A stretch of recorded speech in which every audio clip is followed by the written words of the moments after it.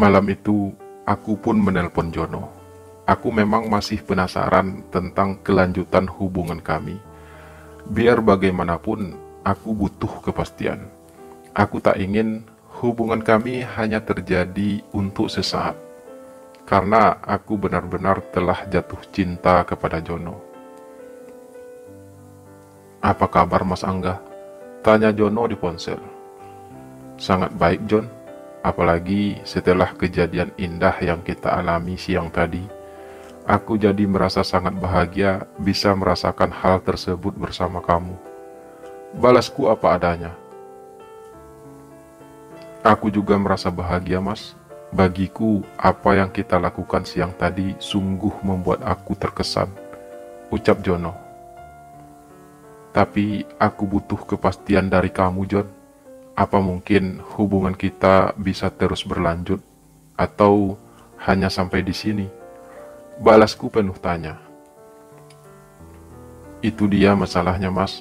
Sejujurnya, aku memang menyukai Mas Angga, tapi aku tak yakin kalau Mas Angga akan bisa menerima diriku apa adanya," ucap Jono pelan.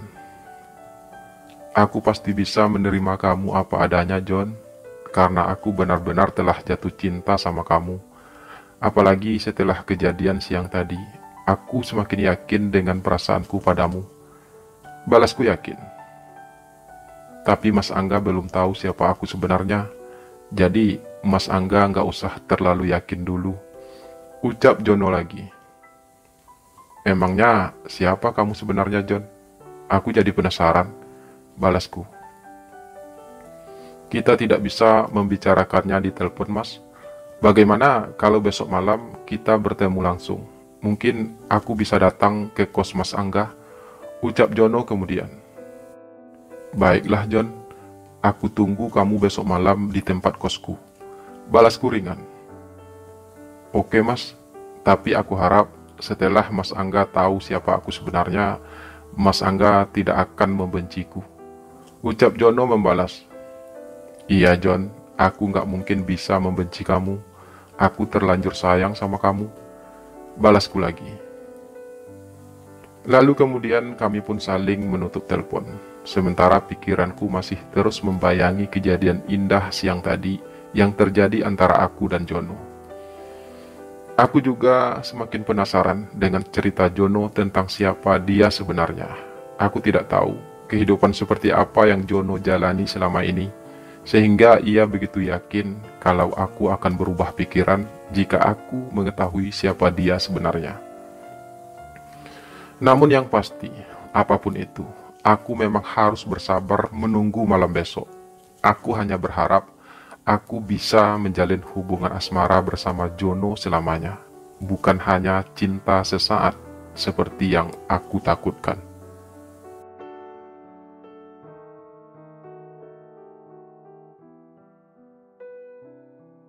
Keesokan harinya, aku mencoba menjalani hari-hariku seperti biasa. Berangkat kuliah seperti biasa, dan aku sengaja tidak singgah di tempat Jono bekerja siang itu, karena aku tidak ingin mengganggunya sedang bekerja. Setelah penantian seharian penuh, akhirnya malam pun datang. Jono sudah mengabariku lagi kalau ia akan sampai sekitar jam 8 malam ke kosku. Tepat jam 8 malam, Jono pun tiba. Aku menyambutnya dengan senyum manisku. Jono hanya memakai baju kaos oblong malam itu, dengan celana jeans pendek.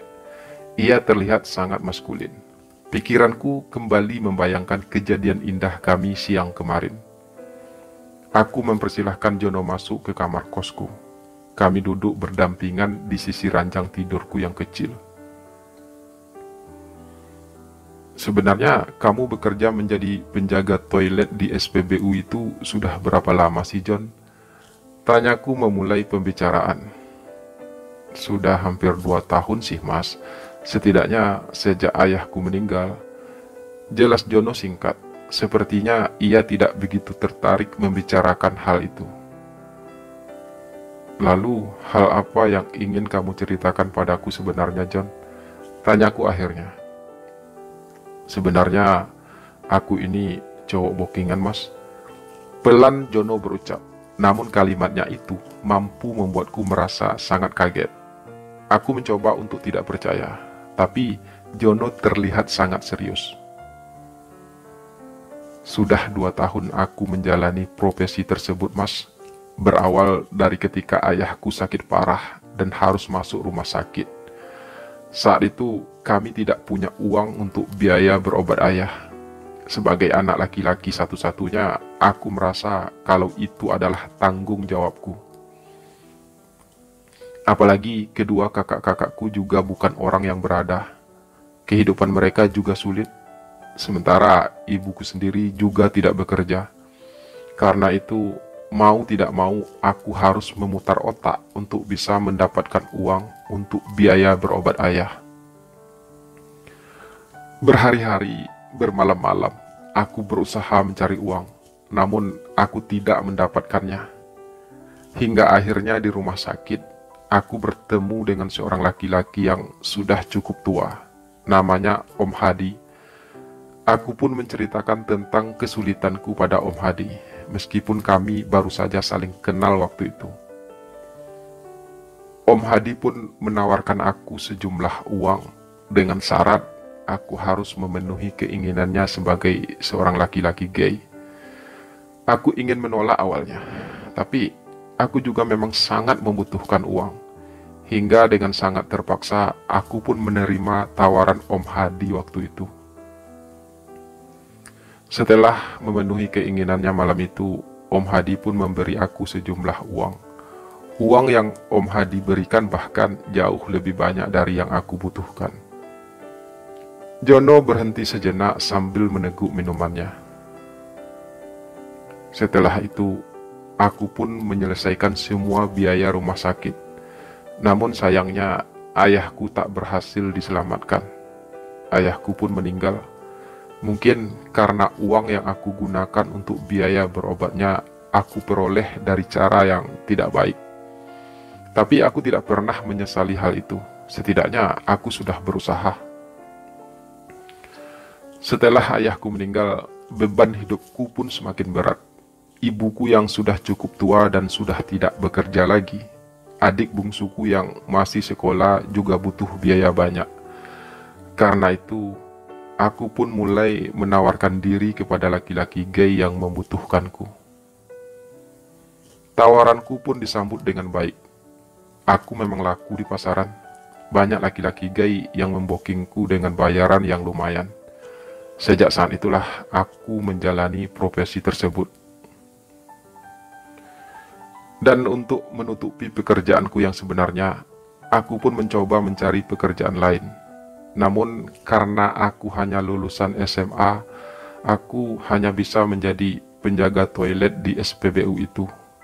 Sebenarnya pekerjaan itu hanya kedok bagiku. Dan aku bekerja di SPBU hanya pada saat siang hari. Karena kalau malam aku sudah punya jadwal dengan para pelangganku. Aku mencoba menjalani dua profesi tersebut secara bersamaan. Meskipun sebenarnya hati kecilku tidak rela melakukan hal tersebut. Namun, aku sudah terlanjur jatuh dalam kubangan dosa tersebut. Aku tak bisa menghindarinya lagi. Apalagi aku memang butuh uang yang banyak untuk biaya hidup dan juga untuk biaya sekolah adikku. Begitulah kira-kira kisah kehidupan Jono yang ia ceritakan padaku. Aku benar-benar tidak menyangka sama sekali kalau Jono adalah cowok panggilan.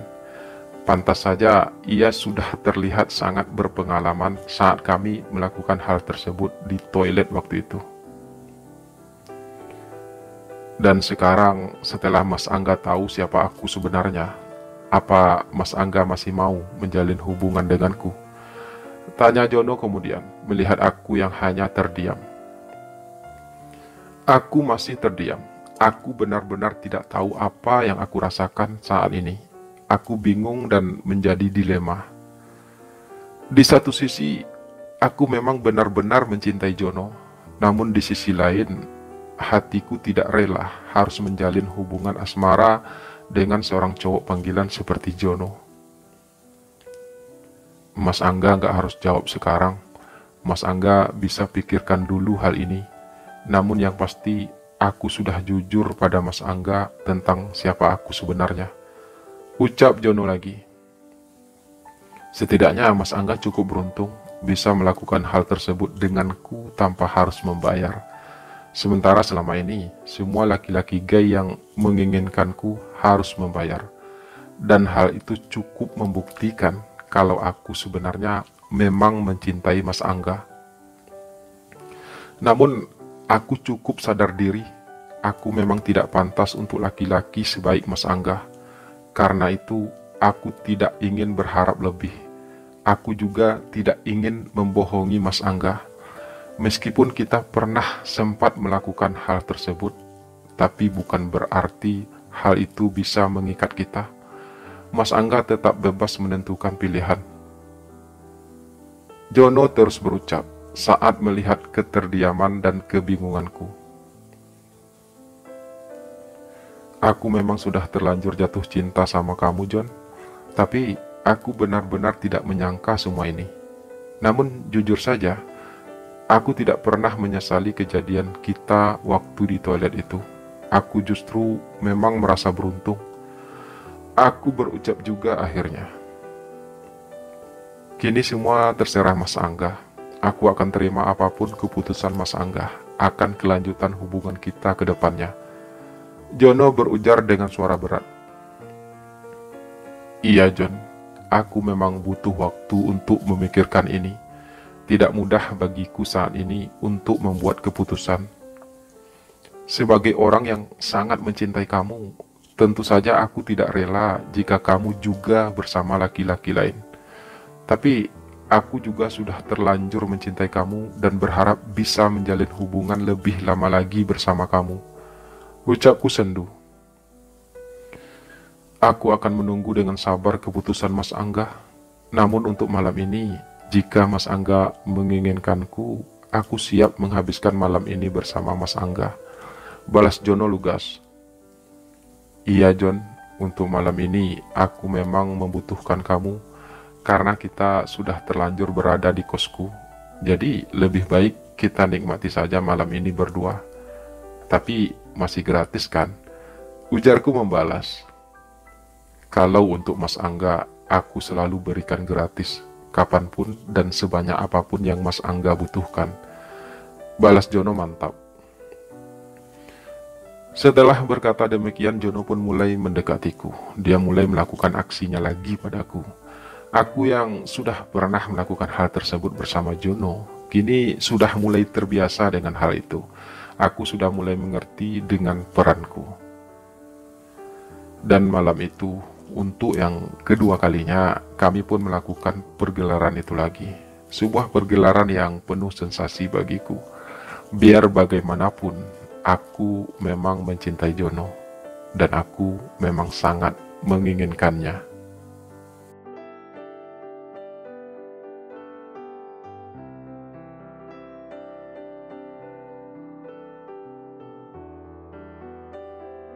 Apa kamu nggak berniat untuk berhenti, John? Tanyaku suatu siang, saat kami bertemu kembali di tempat kerja Jono sebagai seorang penjaga toilet SPBU. Aku pasti akan berhenti, Mas, tapi tidak dalam waktu dekat ini. Saat ini aku masih butuh biaya banyak, setidaknya sampai adikku bisa mandiri. Jelas Jono pelan. Lalu, jika status kita yang tanpa ikatan apa-apa seperti saat ini, apa kamu masih mau melakukannya denganku? Tentu saja tanpa harus membayar. Tanyaku lagi. Seperti yang aku katakan, Mas, kalau untuk Mas Angga, aku siap kapanpun Mas Angga membutuhkanku, dan Mas Angga nggak perlu membayarku untuk hal tersebut. Balas Jono terdengar yakin. Aku pun terdiam untuk beberapa saat. Rasanya jawaban Jono barusan mampu membuat aku merasa bahagia. Namun tetap saja hatiku merasa sakit setiap kali membayangkan Jono bersama laki-laki lain. Aku melakukannya dengan Mas Angga, itu murni atas keinginanku sendiri. dan aku melakukannya dengan penuh perasaan. Sementara jika aku melakukannya dengan laki-laki lain, itu hanya karena uang. Aku melakukannya tanpa perasaan apa-apa. Ucap Jono tiba-tiba, seperti bisa menebak apa yang barusan aku pikirkan. Berarti hubungan kita ini adalah hubungan tanpa status, ucapku tanpa sadar. Lebih tepatnya, teman tapi mesra, Mas, balas Jono dengan nada sedikit bercanda. Aku tersenyum mendengar penuturan Jono barusan. Sepertinya kalimat itu memang cocok untuk hubungan kami saat ini. Lalu, apa Mas Angga nggak ingin mencari laki-laki lain yang lebih pantas untuk Mas Angga? Tanya Jono kemudian. Aku tidak mungkin bisa mencari laki-laki lain, John. Hatiku sudah terlanjur dipenuhi oleh namamu. Balasku mantap.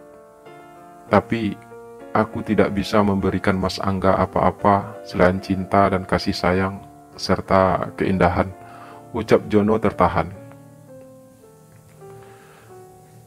Semua itu sebenarnya sudah lebih dari cukup bagiku, John. Hanya saja, aku selalu merasa cemburu setiap kali membayangkan kamu bersama cowok lain. Itu yang membuat aku tidak mau terikat dengan kamu, John. Karena jika kita terikat hubungan cinta, aku pasti akan selalu menuntut kamu untuk tidak lagi menjalani profesi tersebut. Sementara aku tahu, kamu melakukan semua itu hanya karena terpaksa.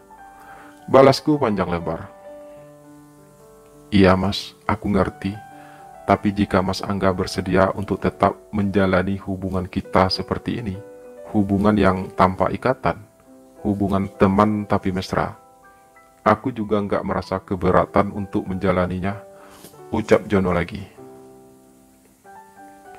Dan begitulah hubunganku dengan Jono terjalin, hubungan tanpa ikatan, hubungan teman tapi mesra.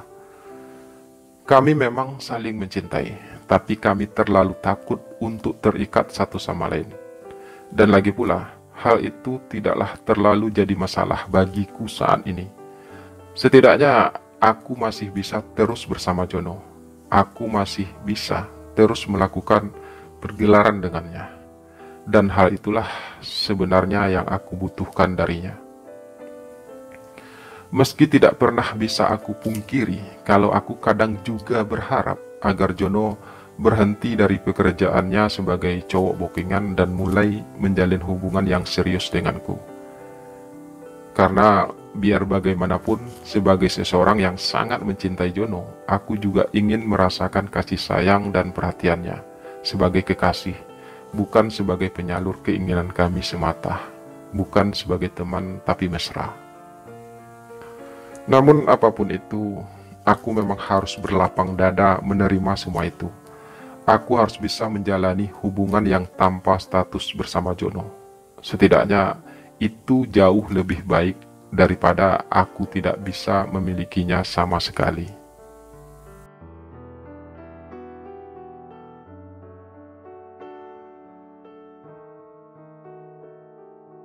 Kini hari-hariku mulai terasa berbeda.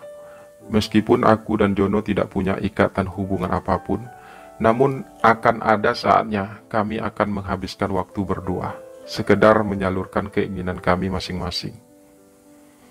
Akan ada malam-malam tertentu, terutama saat Jono tidak sedang ada panggilan, kami akan bertemu di kosku, sekedar melepaskan dahaga kami berdua.